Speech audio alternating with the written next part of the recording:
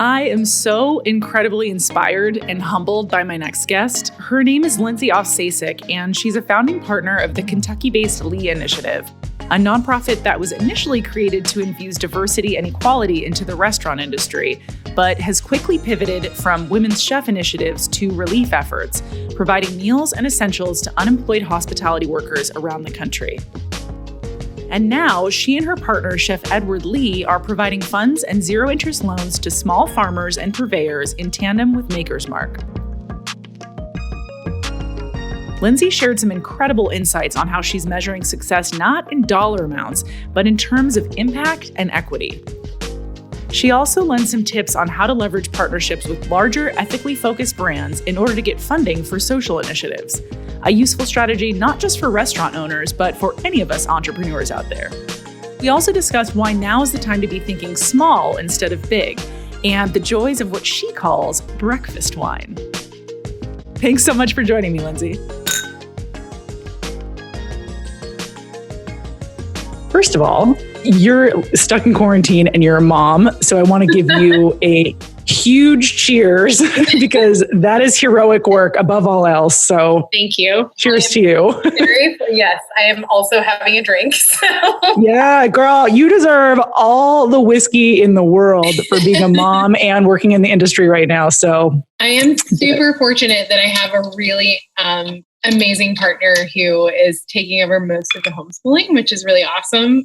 He's still working from home. He's an art director and doing like filming and commercials and stuff, but it's still a little more flexible that he can like take on the co-parent, homeschool role. So yeah. Oh, thank God for that. I mean, truly, but it's not easy. I mean, it's already difficult enough for women in the restaurant industry as it is. Yeah. But then you compound the issues of childcare and homeschooling amidst a global crisis. It's not easy. So like truly my hat, I tip to you. It's wild. I mean, so cool. As well as heading the Lee organization with Edward Lee. You're also the wine director at 610, right? Yeah, I am. So what are you drinking right now that's exciting to you to get you through the quarantine? Totally ridiculous. But when you're a homeschool teacher, breakfast wine is a thing. You're like, ooh, I can get behind that. For breakfast. And here I am questioning, like, will it be okay if we have whiskey at 1? I hope she'll be okay with that. Oh, yeah, totally. So there's breakfast wine. I've recently started having... with my breakfast, juice on the side, never in my beverage. I've been drinking. No, keep it classy. Yeah, so I've always been into champagne and bubbles. It's a huge part of my life. Obviously, drinking champagne for breakfast seems a little ridiculous. So I've been drinking. Yeah, so no, not at all. I'm like, what? Not in the slightest. I've been having Prosecco for breakfast. So I'm really into the Contratto Prosecco, which is actually a vintage Prosecco from the Spinetta family. It's right now, I think it's 2009 that I'm drinking, and it's beautiful, and it's a very light rosé. And I can have a half a glass with breakfast, and then homeschooling is not terrible. That'll take the edge off. Yeah. I mean, anything flies in the QT, and that's what I say. Yeah. I mean, just let it ride, girl. Often it's like, so you're teaching today, so there's breakfast wine? Yes. Cheers to that. Oh my God, I need to start breakfast wine. That's a great tradition. Yes. I'm fully here for that. I highly recommend. Oh my God. Yeah, it's funny. I have a dog and it's like hard enough to take care of myself. And then Bento, who like may chime in, you may see him in the background rolling through, but it's like enough to take care of like 2 living beings. He's not even a human. So again, I salute you. Well, that's the fun part. Like my son who is 6, actually has homeschooling, but then I have this 3-year-old that just wants to be naked and run around and be insane. So that's where breakfast wine becomes a thing. I mean, I kind of want to run around naked and be insane too. So I can't blame him. What is it like in Kentucky right now? Tell me where you are and like, what's the scenario? Yeah. So I am in Louisville, Kentucky. We are very fortunate that we have an amazing governor, Andy Beshear, who, although yes, restaurants closed very early here. It was March 15th. we're flattening the curve. It's not scary. You have to be careful like you do everywhere else in the world, but it's not, it's not super scary. We're working towards, flattening the curve and reopening our economy and all of those things. And he's been an incredible leader. So it's a funny side effect of whoever thought the governor of Kentucky would become like the sex symbol of the coronavirus, but he's like very nerdy and very sweet. And he does an address every day at 5:00 to, the citizens of Kentucky. And apparently he has millions of followers that tune in to hear his calm Mr. Rogers view of we will all get through this together and be a good neighbor. The Prime Minister of New Zealand has also gotten quite a following. And I just hope that someday, very, very soon, we have more women in power, because I think a lot of the problems we're having right now would not be existing if we had a little bit of feminine energy just sprinkled in there. Totally agree with you. Yeah. Which I guess brings me to a great point about your organization. So I knew the Leo initiative from this restaurant relief effort that you guys have done, which has been so incredible. But I found out actually that you guys came together and formed the 501c3, the nonprofit, to help solve inequity within the food industry and within the restaurant industry. Can you talk a little bit about that? Yeah, totally. So literally in this crazy attic that I'm sitting in right now, which is above 610 Magnolia, Edward Lee's flagship restaurant, we were sitting in the office together when all the news started to break about John Besh and Mario Batali and the Me Too movement. And we were just like, what the fuck? This is my thoughts exactly. Yes. And we were like, well, so here's the thing, all of these very famous white men are doing very terrible things in our industry. And it's not fair that that is the only light being shed upon our industry right now, because for every bad chef, there are an army of good ones behind them. I have been in this industry for 20 years. Chef has been in this industry for even longer. I work full time. I have 2 small children. I have made it work. That story shouldn't be rare, and it's offensive that it is. But all of those things I realized worked for me because I worked for companies that had women in leadership who understood exactly what I needed and were willing to make accommodations to sustain, my livelihood in this industry. And so we're like, okay, so we should probably do something because this is not fair. We're losing a vast amount of brilliant workforce in our industry because of these assholes who are not examples of great leaders. And this is not, women have been leading in the restaurant industry for many years, for decades.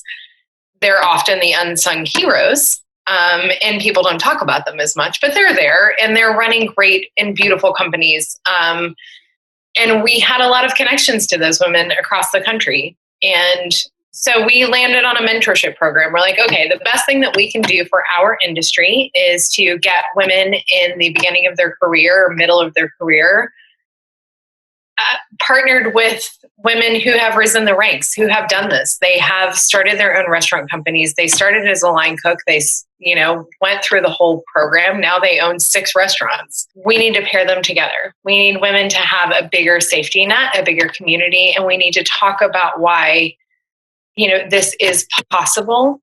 It's not juicy journalism that someone owns 7 restaurants successfully and runs their company with equitable practices, but it's important. So we can do that. And again, we were very small. We had this idea in November when all of this shit was breaking, and we were a 501c3 in January, and we announced our first class of mentees in March. It went really quickly. Our founding principles were, we're going to look at we're raising our families in this industry. This is an industry that we love and we believe in. At its core, it's about hospitality. And we're going to focus on that. So any issue that comes up in this industry, we are going to find a creative and forward-thinking solution that is also impactful and doesn't take $1 billion to achieve. Because we don't have that. So. Very few of us do, and that is becoming very, very clear. Well, that's really cool because I think that's such an interesting segue into what you guys have been able to do so incredibly nimbly with the outbreak of the virus is this like very quick organization. You've already done that once in the sense of a reaction to something, an immediate problem, and then created an organization that was meant to solve that problem within a matter of a few months. So you're kind of used to that pivot. Yeah. So yeah, and we're not doing like the pivot into relief work. We're really not doing anything different. Like we're still just feeding people and providing hospitality. It just looks really different in the way that we're doing it. And,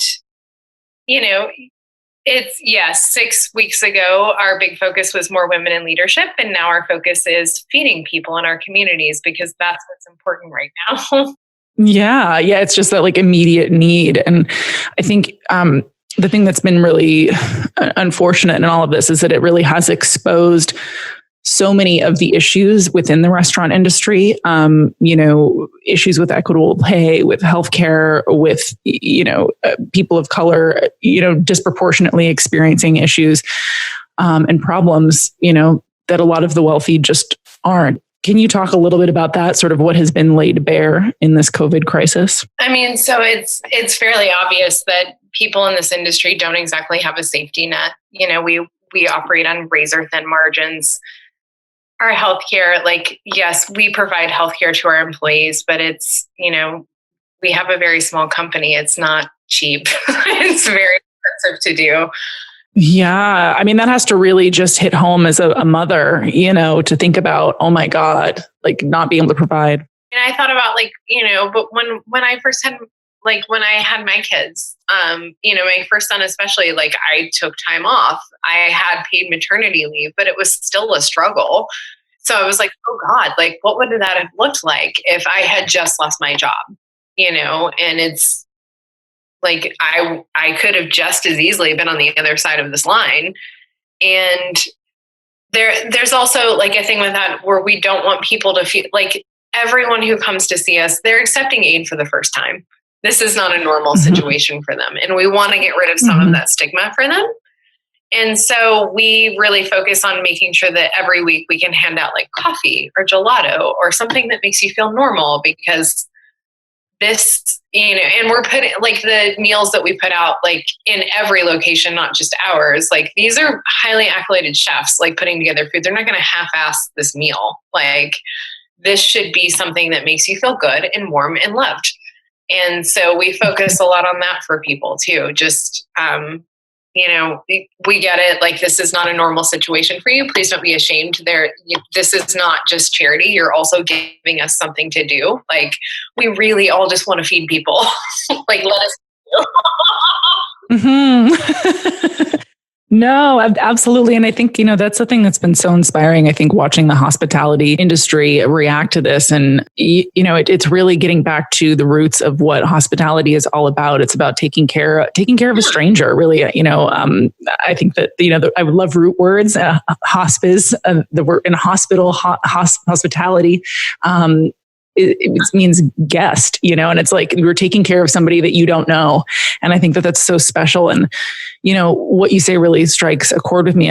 I haven't really even told anyone this, but I've actually been in one of those lines. It was the first time ever that I had done something like that. I felt a lot of that shame. I was like, oh my God, am I taking something from someone who needs this more?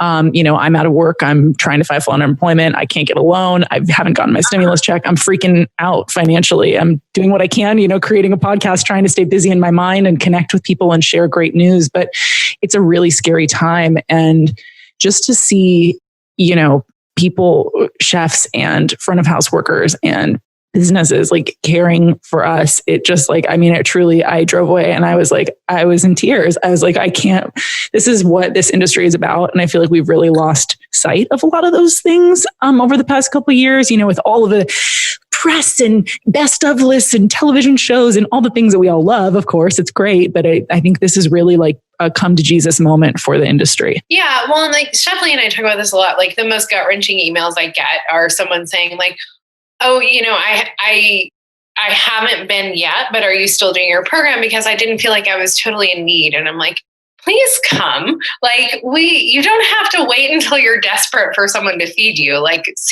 we're here because we love you and we want you to be seen and heard. And we want you to know that like your government might have forgotten about you. And I'm sorry about that, but we're here. Like we want to feed you. And again, like it goes back to, we're really lucky that we, through our Women Chefs Initiative, we had a partnership with Maker's Mark. We had that partnership, and the key word is partnership. Maker's Mark does not write you a check and say like, here, go away. They're super involved in everything that you do. And so, when our restaurant closed on March 15th and we called and we're like, okay, we want to start a relief center. Like, you want to help? Yes, without hesitation, but they're also boots on the ground. And so they showed up with their distillery diplomat and ambassadors, and they helped us launch this relief center. They also helped us hand out food. And at the end of it, they're like, okay, this is not a Kentucky problem. This is nationwide problem. Servers in your industry are the backbone of our brand. Bourbon wasn't cool until like 10 years ago.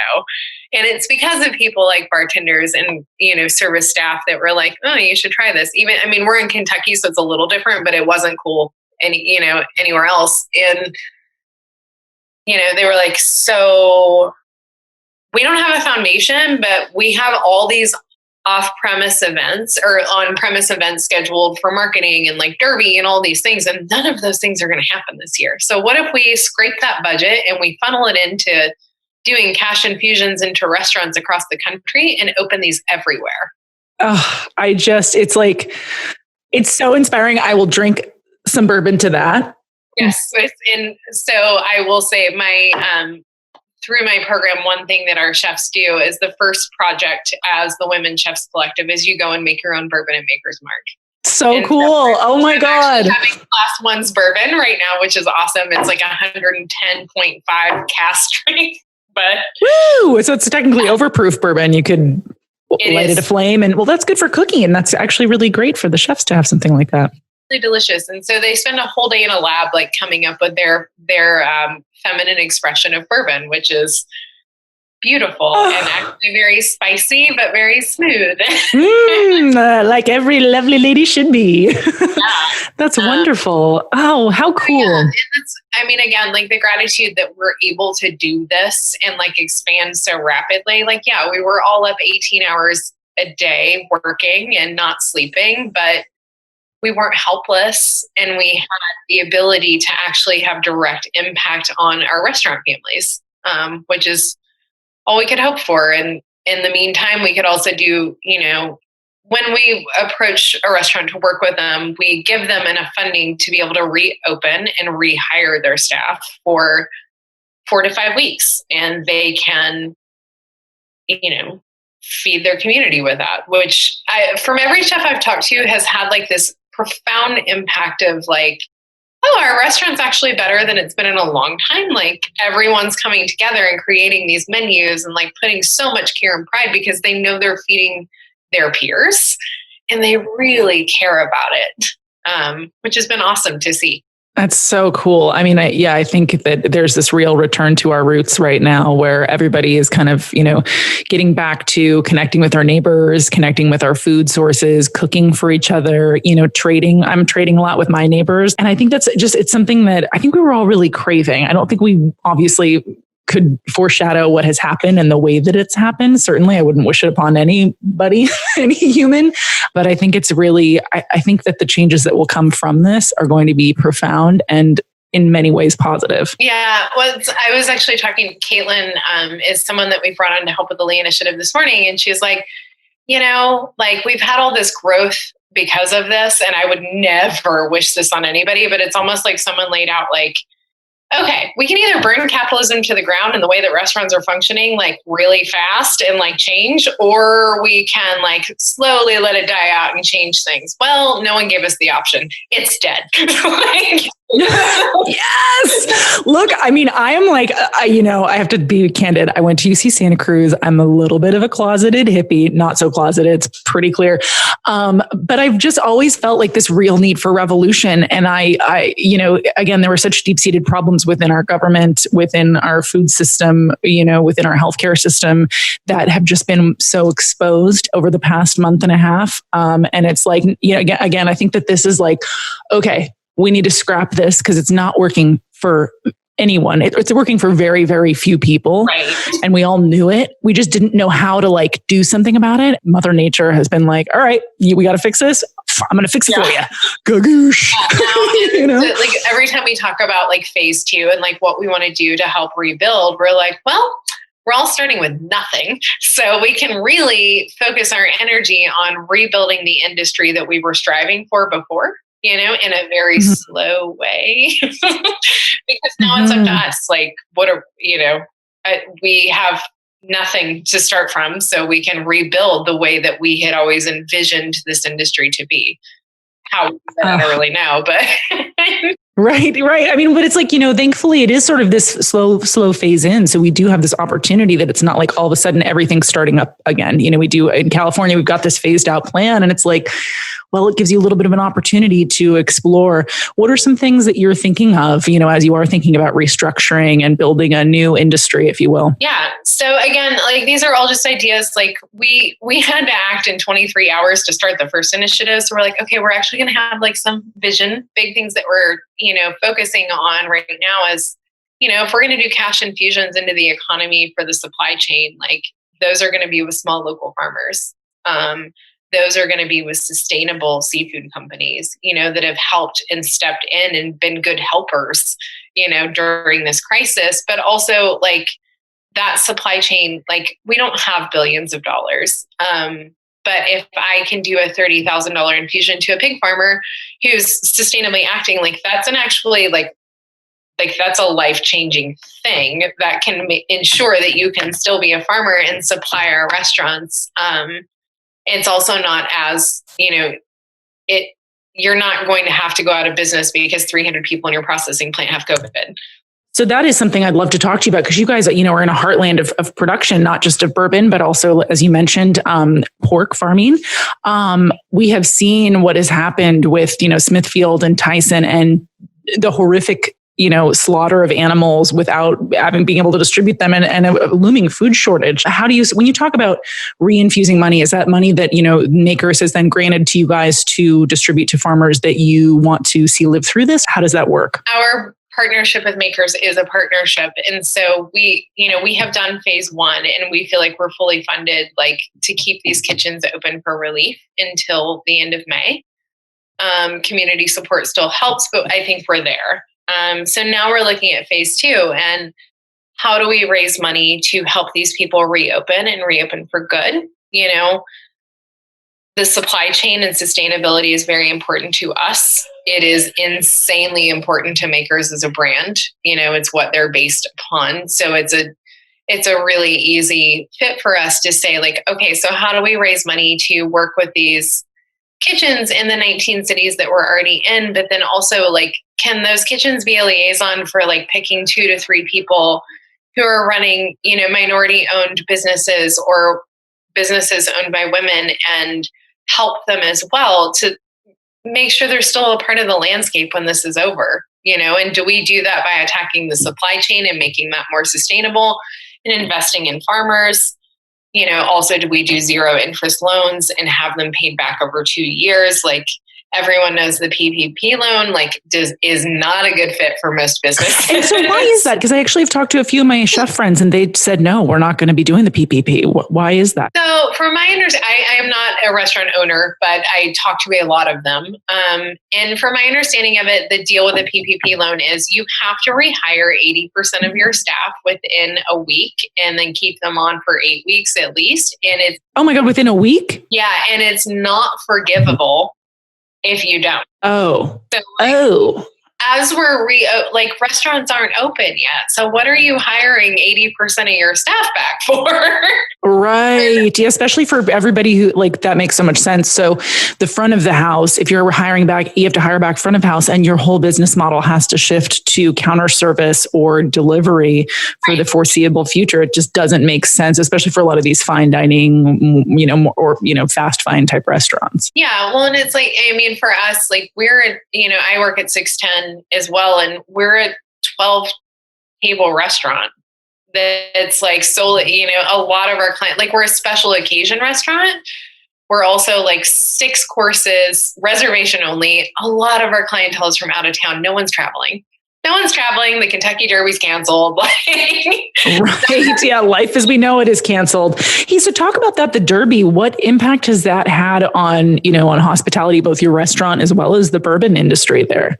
Yeah. I don't really know about like the bourbon industry. I'm sure it's affecting. They're doing like more on-premise sales. I don't actually work in that industry, so I don't know exactly what it looks like. But for us as a restaurant, the Kentucky Derby week is the most exciting, most profitable week of the year, and it's 610, for example. Once you have a Derby reservation here, you have your reservation for life until you decide to cancel it. So like, this is a time of year where I see people that I've seen every year, the first week of May, that I have seen you for the last 6 years, and I know what you like to drink, and I know like everything about your family, and they're all coming together, and it's a huge party. The bugler from Churchill Downs comes and like does the whole, like my old Kentucky home as we kick off our first service. And it's Kentucky. It's like all about tradition and hats and like hospitality. And it's the most fun time of the year.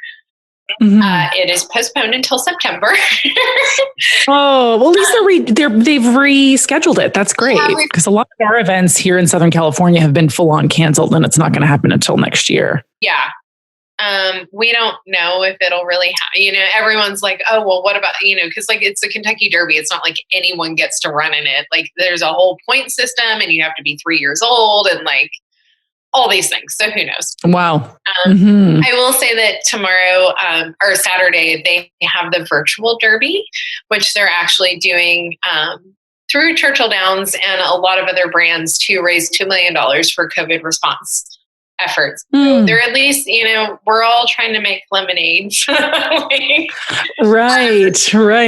And, we'll see. I know like at our Relief Centro location, we're like, oh, it's Formal Friday. Like everyone will be in Oaks attire. We will be in full fascinators, even with our masks. Yes. Oh my God. I can't wait to see some photographs of that. The fascinators and masks. It's, I just think that the human spirit is so alive, and we're seeing the best of things. Obviously some of the worst parts of the human psyche and humanity, but also more importantly, the best of it. And I just love things like that. I want to talk a little bit too, kind of going back, because I know that a big part of the Lee initiative is also empowering people of color in the industry. So really empowering women and people of color. Do you worry, because the industry has historically sort of disenfranchised and not really put women and people of color in positions of leadership? Do you worry that because those populations have been really exposed more than anybody else within the restaurant industry, that it will be hard in the future to get them into those positions or get them interested in the industry moving forward? Yes, I do. And that's when we talk about phase 2, that is our main focus. It is also sustainability in the supply chain, but like we want to invest in rebuilding. When I think of the culture of each city, the biggest thing for me are these minority-owned businesses. Like as Louisville itself is a compassionate city. And so we have so many different immigrant restaurants. Like I feel like you can get better Ethiopian food here than you can in many major cities in the world. And like, I don't want to live in a world where that's not a thing. I live really close to the little Ethiopia here in Los Angeles. And I similarly worry about the immigrant communities here in LA, because that is what makes Los Angeles so special. And, San Gabriel Valley, where a lot of our Chinese American, Taiwanese American, Cantonese American population, Vietnamese live out there and operate some of the best restaurants.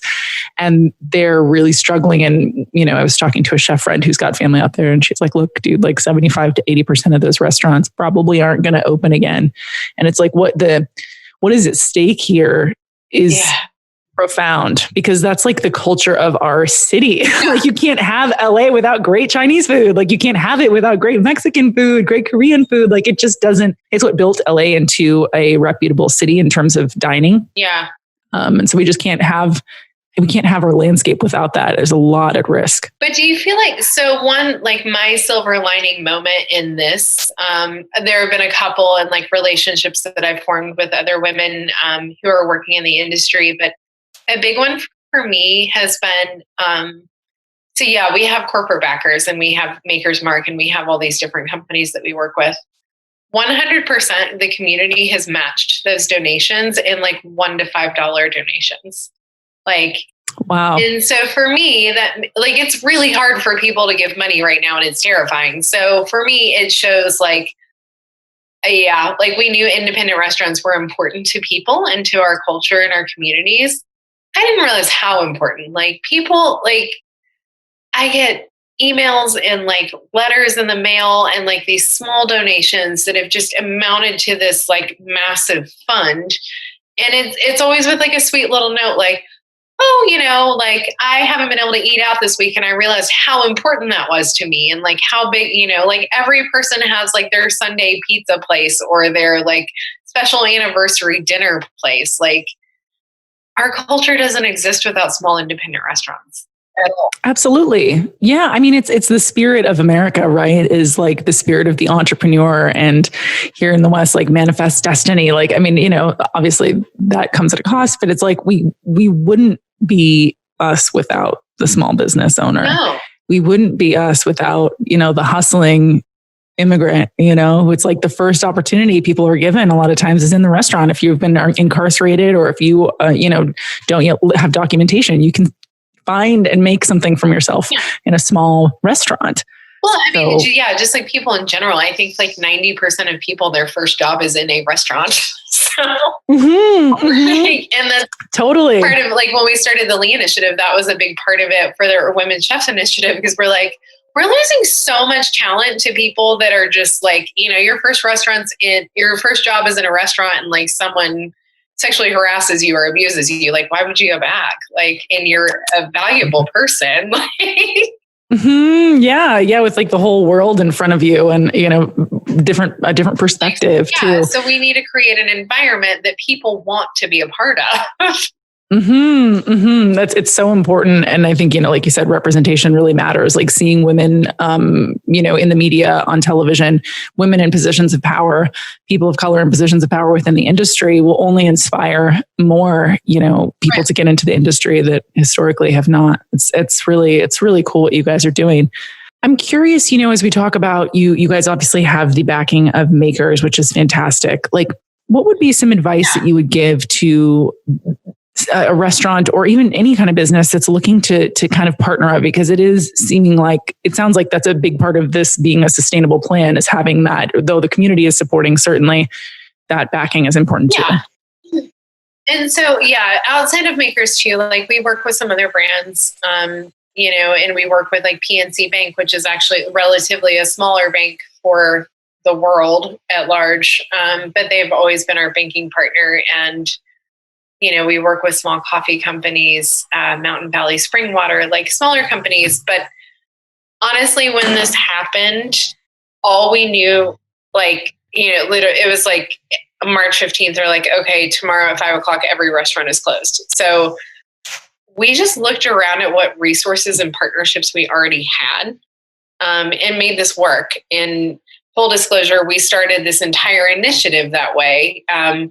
We launched as a 501c3 and started a women chefs program with $7,000 in the bank. And we went on good faith that we could leverage our partnerships within the community, we had this idea. We knew we were doing good. It would work itself out. And it did. I don't know that that's like the wisest advice that I have, but it's like, look around to your community and like brands that you've supported or have, your industry as a whole has supported throughout time that aren't being totally slaughtered by COVID, and ask for help. Like historically, no one in the restaurant industry asks for help. It's all very hard for all of us. But you can, and someone will say yes. That's exactly right. Because it's like by the very nature of it, like we were talking about, the nature of hospitality is to help and to lean in. And people really do want to do that now. Again, it's just so cool to see. I mean, I'm curious, can you talk a little bit about how far reaching your efforts have gone? Because I've seen, here at Moza and now at Squirrel, the lines around the block of people you're serving. How many different restaurants have you guys activated in around the country? So we're in 19 cities in 21 locations. Brooklyn has 2 locations for obvious reasons. And so we, as a collective, are serving 30,100 meals a week. Wow. And so we just hit 131,000 people served. And then we all have these little like satellite projects we're doing. So like this week in Kentucky, we also did 1,100 meals to frontline and hospital workers. Last week, we took 500 meals to TARC bus drivers and like public transit workers because they're all still working too. So we tried it, in each location, they've been focusing on like who's essential and needs a hot meal. Like, because it feels really great to be feeding people and doing this relief work. I'm never going to tell you that it's not taxing and that you don't drive home from work sometimes like hysterically crying. Not because it's like terrible, but just it's emotional. It's an emotional thing. Between seeing families, or then like even harder for me has been seeing people that like I never dreamed would need help or need aid, and that it feels good to be able to give them something. And it's not charity. This is just hospitality. But it's still emotional, and it makes you realize what a fragile system we've been living in. I think that's exactly right. And it's like how quickly it all kind of came crumbling down. And what a responsibility too, that, there is an opportunity here for smaller corporations and businesses specifically that are profiting right now. I know meal delivery companies are profiting greatly. Instacart, I think, reported $10 million of earnings, increased earnings last month. Liquor companies like Makers, like there's an opportunity for you to take that profit and like associate your name with good, and people will support that, like what you guys are doing. Like people will always remember, oh my God, Edward, wow, that's so cool. They did this great thing. Makers did this dope thing. I will now buy that Makers mark because they helped my industry. They helped my community restaurant stay alive. Yeah. And that's what, they're incredible partners too, is they also like refuse to toot their own horn. Like they're like, oh yeah, no, like we don't disclose like dollar amounts or what we're doing or whatever. We talk in terms of impact. And I'm like, that's really beautiful, but like your impact is huge. Yeah. I remember asking that question for the piece I wrote for Condé Nast Traveler, and they were like, no, we're not disclosing how much money, but we will tell you how many meals, up until, XYZ date. And I was like, that's pretty dope.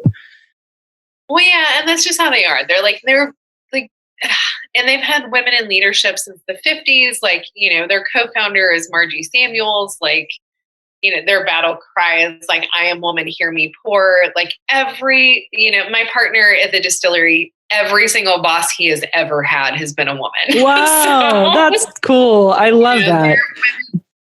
There are women in leadership all over that company. And they're awesome to work with, and they've been so supportive. But I love that they only speak in terms of impact always, and that's what's cool about being partners with them, is they're like, well, like what impact does that have? Okay, well then we'll do it. Yeah. I mean, what a cool thing too. It's like, I feel like everyone talks about like emotional intelligence and like human capital and all these things. And I think that possibility for impact maybe is something that we really consider, moving down the line as a part of what we consider profit or, or something we report at the end of the year. I mean, wouldn't that's a little bit radical, right? To think that would be something that you'd report along with your earnings, but important. Well, no, like that is something like, so as a partner for them, it's important for them to, but like, I don't report like where we are financially. I report where we are in impact and equity, like what measurable impact have we made on your industry? And that's everything from the Women Chefs Initiative to these relief kitchens. Like no one cares where we are financially. They care where we are impact wise. Where is the first place that you want to travel to or eat at, or actually both when this is all over? Oh man. Yeah. A very funny story. With the Women Chefs Initiative, we have notoriously bad travel luck with like canceled flights and all the things. So I keep telling them, I'm like, I cannot wait for the next time that I'm stuck in an airport Chili's with you. Get that awesome blossom. Yes, which sounds so ridiculous, but I'm like, it's such a rite of passage for them. Like, I'm just like, I can't wait till I'm stuck in an airport Chili's with you.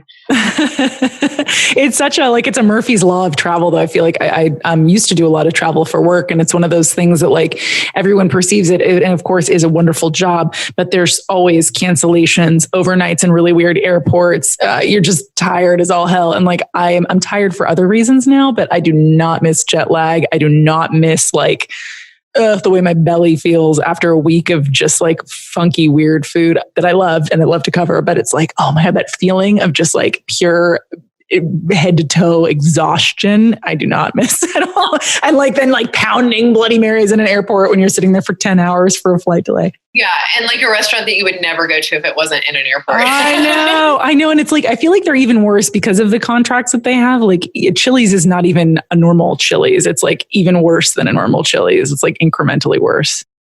Yeah. I've actually never been to a Chili's outside of an airport, but I believe you. I just outed myself. Oh shit. No, you're fine. No, it's just funny. I haven't, but I love the airport Chili's. But no, so my big thing, and I keep talking about it with Caitlin and Sam and a couple other people on our team. I'm like, I want to go on a tour to every single one of these restaurants that we're doing relief centers with, because I haven't been to half of them. Yeah. I've never been to Squirrel in LA, and I really want to go. Oh, girl, I will stand in that line with you outside to get some the rice bowl, some porridge, and some toast. Well, and Jessica's so amazing. Like the first week that we opened, I walked out onto my porch and there was a giant box of jam, and I was like, I love her. She's just great. And I feel like, she's been really through the ringer too with trying to get Onda open. It was push back, and they weren't open for very long before this all went down. So I really empathize with people. I was just shooting at Sightglass actually. And they did this big build in Hollywood that includes a roastery. And here in Los Angeles, if you're building a roastery, like, oh my God, getting that permitted with all of the HVAC systems and all that, it's a nightmare. So they pushed their opening, and they were open for 2 days before the shelter in place order. And it's like, oh man. And now having to shift everything for, farm box delivery and everything. Yeah. I seriously look so forward to just like getting in my car. I don't know when I'll feel comfortable flying again. It's probably a little more time.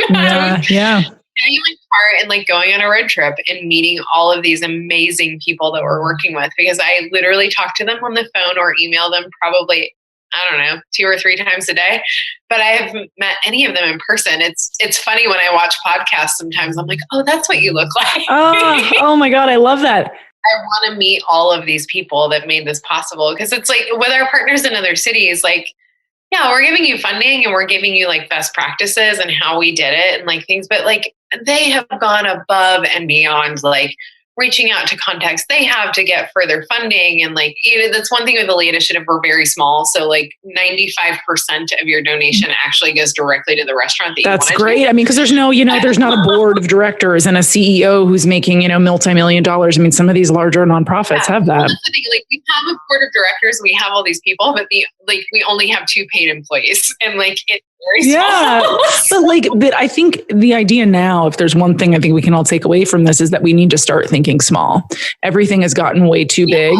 And the phrase, too big to fail is failing right now. It has failed all of us at every level. And for sure. And again, cheers to you for being a badass mom and doing this all while a mother. You are freaking rock star. Thank you. Cheers, Lindsey. Cheers. Bye. And get into these cities so quickly. And I'm like, well, I mean, yeah, it was a lot of hard work, but the other side of it is there was no red tape. It's two of us. So it was we're going to do this, and we're just not going to sleep. Yeah. So, yeah. Gosh. Hey, so how is Edward holding up? I know he's really great for the audience who has not yet listened. Not only is he an incredible chef and I'm always salivating when I see his food on the gram, but he's also Behind the Mind of a Chef, and which is a great show on PBS, and really always so fun to watch and so informative and personal. How's he holding up? He's doing well. I think he's like me. We're both kind of stir crazy. We're used to doing quite a bit of travel and things. He also has a daughter who is, today is actually her birthday. Happy birthday to her. Yeah. Happy birthday, Arden Rose. She's 7 years old today. So he is finally taking a day off and just spending it with his family stuck in the house. And I'm super grateful that he's doing that. But yeah,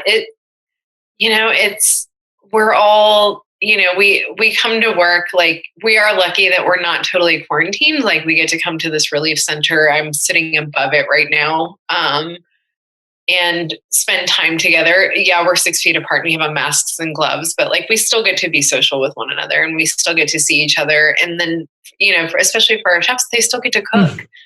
They're just cooking all day. I mean, aren't we all? But it is, it's a real fulfilling thing to have a little bit, have work to do, it's sort of the idle hands. It's then you just start going down the rabbit hole of watching the news and getting really depressed about the state of things. And so it's so much better to be in a state of action and solution, I think.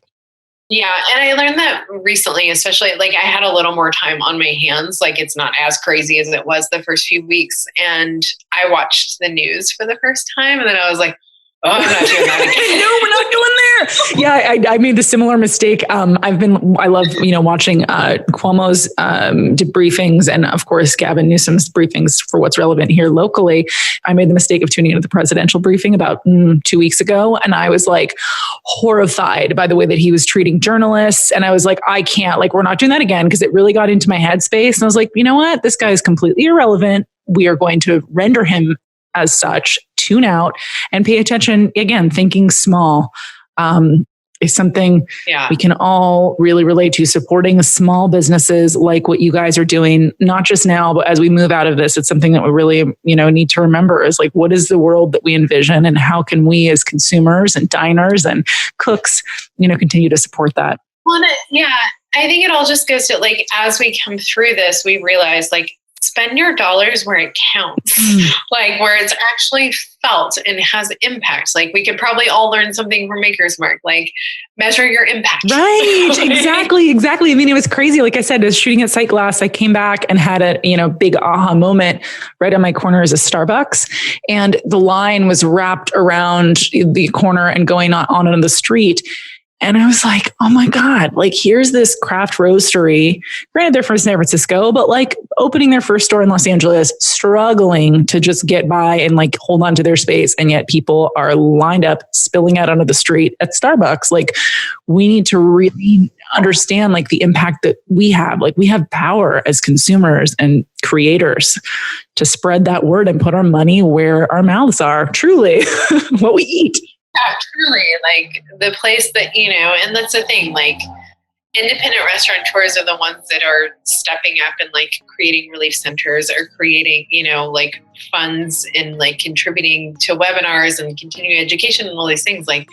I don't see a lot of CEOs from massive corporations doing that right now. Exactly. I mean, it's, it's really just exposed so much. And, again, I really want to thank you. I know that you guys are so busy doing what you're doing for the community. And I'm so thankful that you were able to take the time and chat with me and my listeners. I know that they're going to be really inspired by a lot of the ideas that you have here, because there's something that we can apply to every part of our life, not just to food and to restaurants.